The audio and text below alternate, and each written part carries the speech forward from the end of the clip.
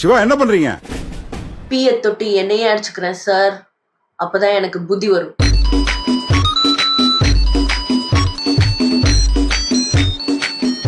Hi friend and welcome to another episode of How Low Can Hollywood Go. So இன்னைக்கு வந்து நம்ம என்ன பண்ண போறோம்னா ஒரு காதல் காவியம் தான் பார்க்க போறோம். லவ் ஓ லவ் அப்படின்னு நம்ம குட்டி தனுஷ் நடிச்சிருக்காரு. இந்த படம் வந்து it is yet another movie that wants to cash in இந்த ஆண் பாவம் பொல்லாதது அந்த ஒரு காவியத்தோட ஹைப்பை வந்து கேஷ் இன் பண்ணலாம்னு ஒரு 10 படம் இருக்கும். அந்த 10 படத்துல 9 படம் ரியோ ராஜே நடிச்சிருவாரு. மீதி இருக்கிற அந்த ஒரு படம் நம்ம குட்டி தனுஷ் நடிச்சிருக்காரு. அதை பத்தி தான் இன்னைக்கு நம்ம பார்க்க போறோம். சோ இப்ப நான் எடுத்தோன்னு வந்து எனக்கு இந்த படத்துல மிசாஜினியா இருக்கு, இந்த படம் மிசாஜினிஸ்டிக்கா இருக்கு அப்படின்லாம் நான் சொல்ல போறது இல்ல. அது எல்லாருக்குமே தெரியும். அது என்னோட பெரிய பிரச்சனையும் கிடையாது. அதுவும் ஒரு பிரச்சனை, பட் அதுதான் பிரச்சனை கிடையாது. ஏன்னா இந்த படத்துல பிரச்சனை இல்ல, பிரச்சனையில தான் படமே இருக்கு.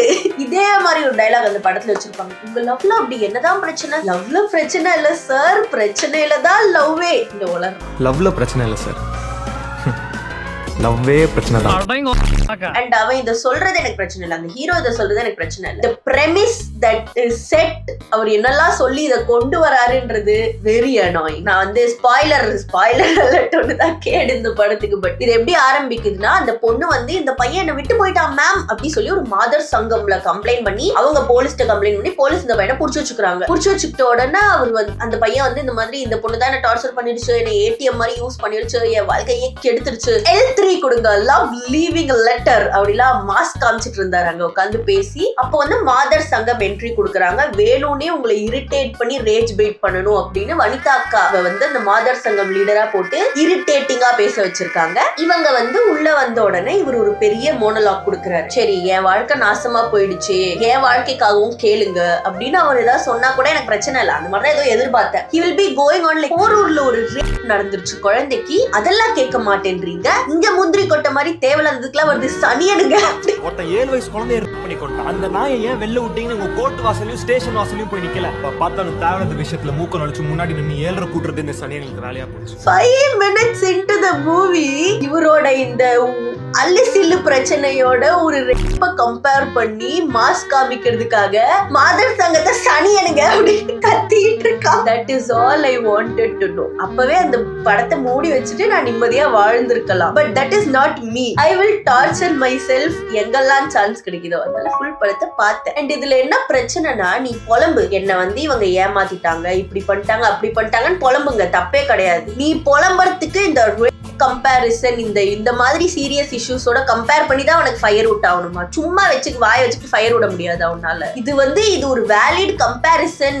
அப்படியே சில்லறைய செதற விட போறாங்கன்னு நினைச்சு எழுதுறாங்க பாத்தீங்களா? That is the biggest problem in our film industry. Author சங்கம்னா ஒன்னே ஒண்ணுதான் இருக்கு, அதுல வனிதாக்கா மட்டும்தான் இருக்காங்க. அவங்க இங்க வந்துட்டாங்கன்னா அந்த பிரச்சனைகளை கேள்வி கேட்க யாருமே இருக்க மாட்டாங்க. அதனால இந்த பவிஷ் நினைக்கிறேன் அவர் பேரு, அருமையான டயலாக். அவரை சொல்ல முடியாது, எழுதினவங்க வேற யாரோ. இதுக்கப்புறம் நம்ம வந்து நகருவோம். only misogyny is not the problem with the movie. படமே பிரச்சனை, because it is such a bad movie. இதே இந்த ஆண்கள் பாவம் நான் பாவம் என்னை பரிதாபமாக பாருங்கள் அப்படின்னு பிஆரும் இந்த மாதிரி நிறைய படம் எடுத்திருக்காரு. ரியோராஜ் நிறைய படம் எடுத்திருக்காரு. இந்த பிஆர் படம் எல்லாம் வந்து அது மிசாஜினிஸ்டிக்கா இருக்குனாலும் எல்லாரும் பார்ப்பாங்க, பிகாஸ் எங்கேஜிங்கா இருக்கும், அங்கங்க சிரிப்பு வரும், அங்கங்க இரிட்டேட் ஆகும், எல்லாமே இருக்கும். சோ என்னதான் மெசேஜிங் கண்ணாப்பின்னான்னு இருந்தாலும் படம் என்டர்டெய்னிங்கா இருக்கும். அதனால வந்து அதுக்கு ஒரு ஃப்ரீ பாஸ் கொடுத்துருவோம் நம்ம. This movie is so bad. I love misogyny நீங்க இருந்தீங்கன்னா கூட உங்களுக்கு இந்த படம் பிடிக்காது. ஏன்னா படமே கேவலமா இருக்கு. Like every aspect of the movie is bad. Acting cringe, characters so cringe and punchable, dialogues cringe, சினிமாட்டோகிராஃபிக்குள்ளலாம் நம்ம போக வேண்டாம். இந்த படத்துக்கு அவ்வளவு ஆராய வேண்டிய அவசியம் இல்ல. எடிட்டிங் ஆஸ் யூஷுவல் நான் முன்னாடி நிறைய இடத்துல சொல்லியிருக்கேன், same YouTube editing. The songs, even the songs are bad. It is so bad. Love பண்ண accused. எப்படி எல்லா ஆஸ்பெக்ட்டுமே கேவலமாக இருக்க முடியுமா? என்னையே வந்து வியந்து போய் பார்க்க வச்ச ஒரு படம். இவங்க ஒரே மிசாஜினி பண்றாங்க. அந்த ஹீரோயினை பார்த்தாலே பாவமா இருந்துச்சு. படத்துல எல்லாருமே பைத்தியம். எவ்ரிபடி. எஸ்ஐ சார், ஐயோ இங்க பாருங்க சார், ஒரே பைத்தியங்களா இருக்கு sir. The hero is annoying, heroine very annoying, Vanitha annoying, Selvaraghavan annoying. எப்படி எல்லா கேரக்டர்ஸையும் இவ்வளவு அனாயிங்கா ஒரு மனிதராக எழுத முடியும்? அதுவும் என்ன ரொம்ப சர்ப்ரைஸ் பண்ணிச்சு. பிரச்சனை இந்த படத்துல எப்படி ஸ்டார்ட் ஆகுதுன்னா, அந்த பொண்ணுக்கு இவனோட நிலைமை என்ன, இவனோட வாழ்க்கை நிலை என்ன அப்படின்னே புரியல. இவன் என்ன லெவல் ஆஃப் இன்கம்ல இருக்கானு புரியல, என்ன ஸ்டேட்டஸ்ல இருக்கா எதுவுமே புரியல அந்த பிள்ளைக்கு. இவனை நீ இதை பண்ணு அதை பண்ணு, இதை வாங்கி கொடு அதை வாங்கி கொடு அப்படின்னு அந்த பையன் எவ்வளவு சம்பாதிக்கிறான், அந்த பையன் வீட்டுல எவ்வளவு காசு இருக்கு எதுவுமே தெரியாம அந்த பொண்ணு இவனை கேஷ் அவுட் பண்ணிருக்கு, கோல்ட் டிக்கிங் பண்ணிருக்கு. இதுதான் ஒரு பிரச்சனையா அந்த பையன் சொல்றான். அண்ட் எனக்கு புரியவே இல்லை, இந்த பணக்காரங்க கிட்ட போய் கோல்ட் டிக் பண்றவங்க கோல்ட் டிகர்ஸ்னு நம்ம சொல்லலாம், அவங்க தெரிஞ்சே பண்றாங்கன்னு சொல்லலாம். இந்த பொண்ணை எப்படி காமிச்சிருப்பாங்கன்னா, இந்த பொண்ணுக்கு தெரியாதான் கூட இருக்கிறவன் என்ன இன்கம்ல இருக்கான். எனக்கு புரியவே இல்லை. How dump are you as a grown adult? உங்களோட பார்ட்னர், உங்க பாய் ஃப்ரெண்ட் எவ்வளவு சம்பாதிக்கிறாரு, என்ன நிலைமையில இருக்காருன்னு கூட தெரியலனா எந்த அளவுக்கு ஒரு மழுமட்டியாக ஒரு நபர் இருக்க வேண்டும் as a grown adult? பொண்ணோ பையனோ யாரோ உங்க பார்ட்னர் எவ்வளவு சம்பாதிக்கிறாங்க, என்ன பினான்சியல் ஸ்டேட்டஸ்ல இருக்காங்கன்னு கூட தெரியாம என்னத்த லவ் பண்றீங்க நீங்க? தெரிஞ்சுக்கிட்டு காதல் பண்ணுங்கன்னு நான் சொல்ல. லவ் பண்ற பையன் என்ன நிலைமையில இருக்கான்னு கூட தெரியாமையா நீ எனக்கு கார் வாங்கி கொடு, வண்டியில கூட்டிட்டு போய், இப்படி இல்லாம சொல்லுவாங்க? இப்படியெல்லாம் பீப்புள் இருக்காங்களா அப்படின்ற கேள்வியே எனக்கு இருக்கு. ஏன்னா நான் இதுவரை விட்னஸ் பண்ணது. இப்ப எனக்கு பாய் ஃப்ரெண்ட் இருக்குன்னா எதுவும் கேட்கவே மாட்டேன், because I would feel guilty. மத்தவங்க காசுல நம்ம இருக்கோம்னு. அப்படியே கேட்கிறோம்னா கூட அவங்களால என்ன லெவல்ல வாங்கி தர முடியுமோ அதை தான் கேட்பாங்க. அண்ட் எந்த லெவல்ல கேட்கறது ஃபேரா இருக்குமோ, சாக்லேட் வாங்கி கொடு கேட்கலாம், எல்லாராலையும் வாங்கி கொடுக்க முடியும். நீ பைக் வாங்கு, ஸ்போர்ட்ஸ் பைக் வாங்கு, அதுலதான் நான் உட்காந்துட்டு வருவேன் அப்படின்னு எல்லாம் ஒரு பொண்ணு சொல்லுமா? இந்த படத்துல அது வேற இருக்கும். அந்த பொண்ணு இவனை பைக் வாங்க சொல்லும். சீச்சி, ஆட்டோல எல்லாம் நான் வர மாட்டேன், பைக்ல போலாம் அப்படின்னு சொல்லும். இவன் வண்டி வாங்க போவான். அது என்னதான் இருக்கு.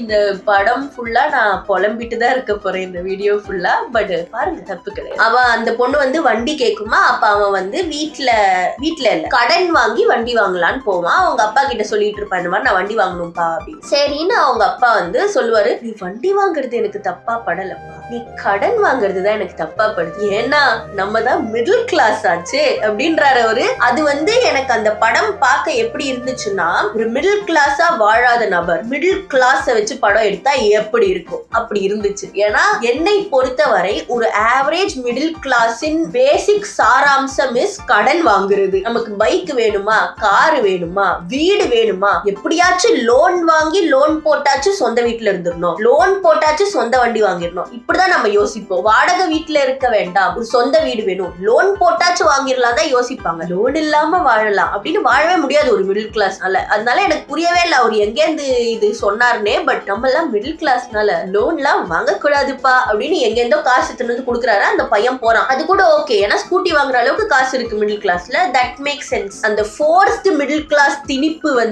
அவங்க தவிர்த்திருக்கலாம். இவங்க இந்த மிடில் கிளாஸ், ஒரு மிடில் கிளாஸ் பையனின் ஆசை தானே, இப்படி பேசி பேசி அந்த மிடில் கிளாஸ்ன்ற வார்த்தையை கேட்டாலே அப்படியே காது கூசுது. ஒரு என்டையர் கிளாஸையே எப்படி அசிங்கப்படுத்தி கிரிஞ்ச் ஆக்கலாம் அப்படின்னா நம்ம ஊர்ல கேட்டோம்னா பண்ணிடலாம். சும்மா ஒரு பையனை கூட்டு ஒரு மிடில் கிளாஸ் பையனின் ஆசை, மிடில் கிளாஸ் பாய்ஸ் ட்ரீம் அப்படின்னு ஒரு 1000 படம் எடுத்துட்டு எதுலயுமே ஆனா அக்யூரேட்டா இருக்காது, அது வேற விஷயம்.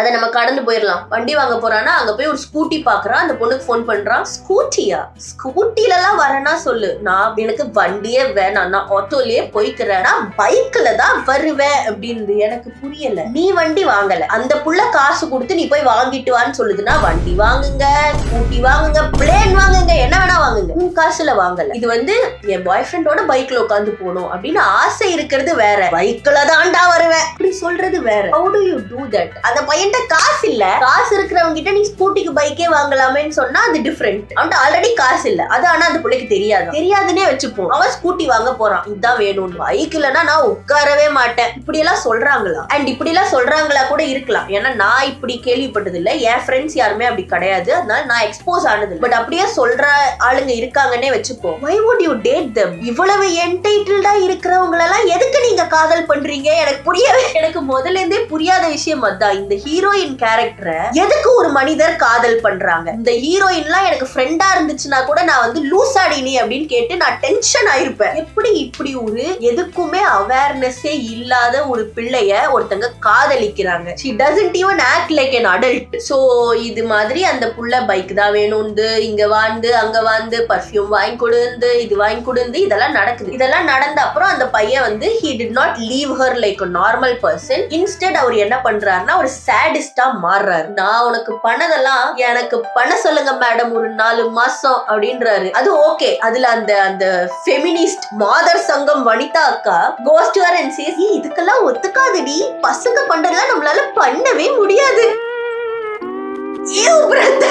என்னடா டயலாக் இது?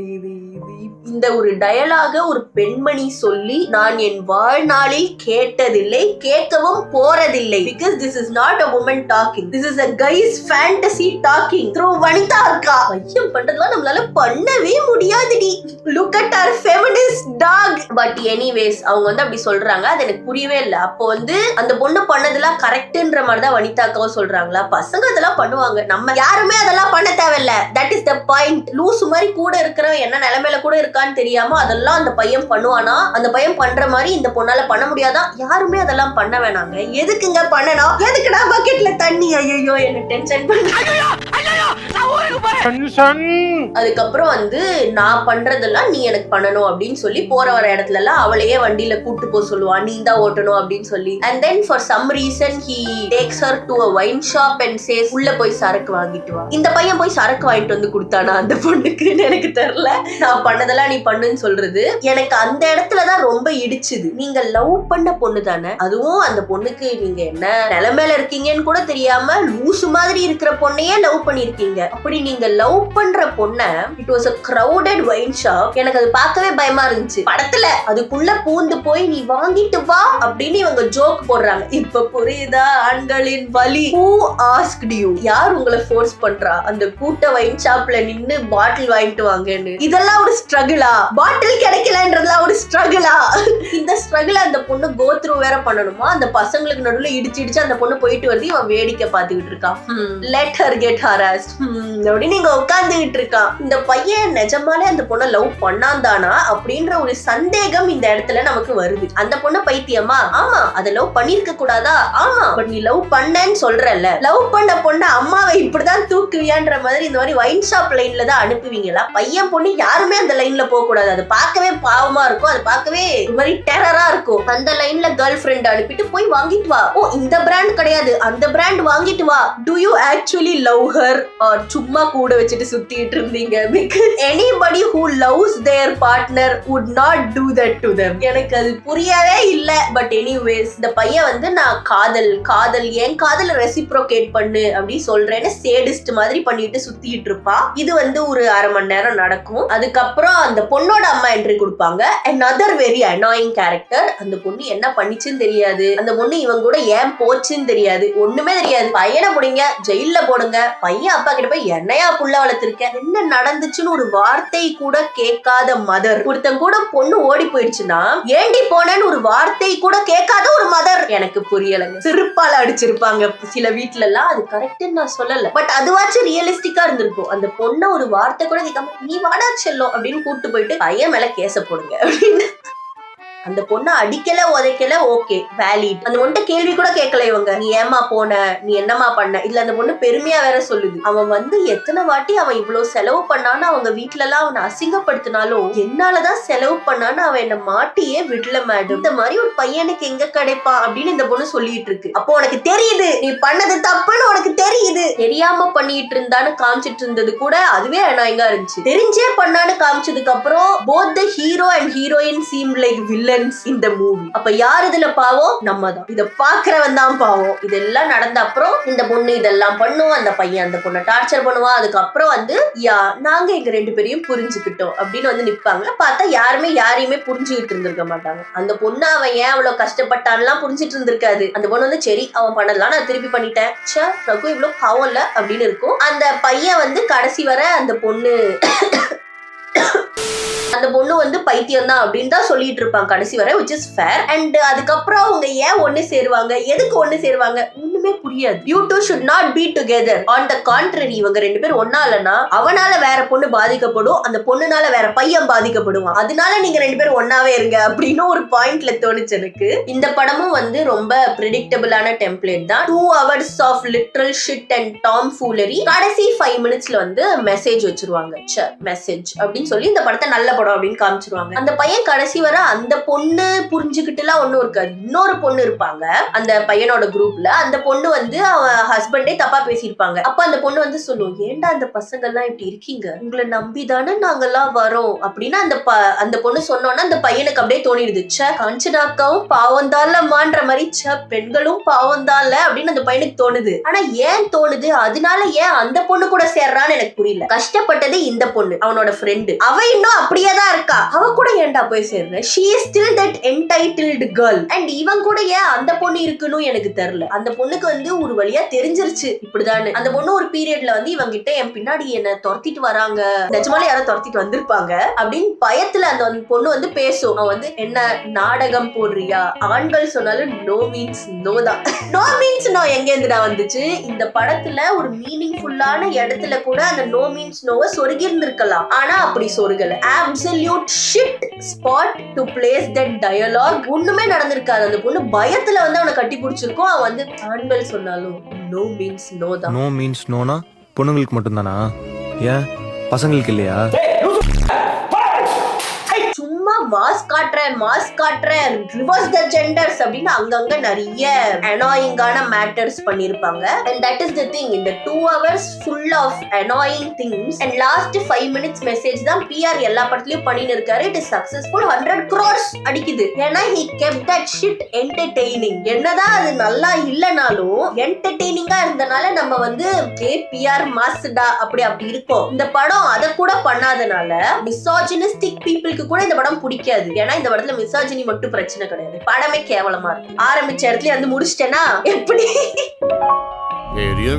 and yeah, இந்த whole thingக்கு PR உன்னதான் நண்பா அடிக்கணும். என்ன நிலைமைக்கு கொண்டு வந்து வச்சிருக்க பாரு. ஒரு 4 படத்தை எடுத்துட்டு இப்ப எல்லாரும் everybody wants to be PR and become the peak incel of Bollywood. and yeah, talking about the incelness of the film, இப்போ வந்து incel cinema அப்படின்றது ஒரு ஜானரே ஆயிடுச்சு and it is becoming very very famous. இன்னும் 2-3 படம் நான் பாத்துக்கிட்டே இருக்கேன் அந்த மாதிரி வருது. ரியோ ராஜ் அண்ணன் எடுத்துக்கிட்டோம்னா அவரோட என்டையர் ஃபில்மோகிராஃபியே வந்து இப்போ இன்செல் அப்படின்னு நம்ம சொல்லலாம். எவ்ரி மூவி இஸ் ஆண்களும் பாவம் தானே அப்படின்னு. ஆண்களும் பாவம் தான், ஆனா நீ எடுக்கிற படத்தை பார்த்தா அப்படி தோணல. That is the problem. And Rio Raj already 2-3 படம் நடிச்சிட்டாரு. நான் அந்த வீடியோ எடுக்கிற கேப்ல இன்னும் 2 இன்செல் மூவிஸ் நடிச்சிட்டு இருப்பாரு. இன்னும் எத்தனை பேர் அந்த வழியிலேயே ஃபாலோ பண்ணிட்டு வந்து நடிக்க போறாங்க அப்படின்னு எனக்கு தெரியல. And this whole incel மிசாஜினி trend is annoying and also concerning. புதுசா புதிச்சு வந்துருச்சு மிசாஜினி காலிவுட்ல எல்லாம் நான் சொல்ல மாட்டேன். the film industry has been misogynistic. எல்லா படத்துலயும் மிசாஜினிஸ்டிக் டயலாக் இருக்கும். பட் அந்த டயலாக்ல நம்ம கடந்து போய் அதை என்டர்டெய்னிங்கா எடுத்துட்டு கைதான் தட்டி இருக்கோம். ஏன்னா தட் வாஸ் என்டர்டெய்னிங். ஹீரோஸ் வந்து சிக்மா பாயா காட்டுறதுக்காக அந்த மிசாஜினியை யூஸ் பண்ணிட்டு இருந்தாங்க. இப்போ இந்த மிசாஜினி இன்சல்ட்டிங் எப்படி வந்துருச்சுன்னா,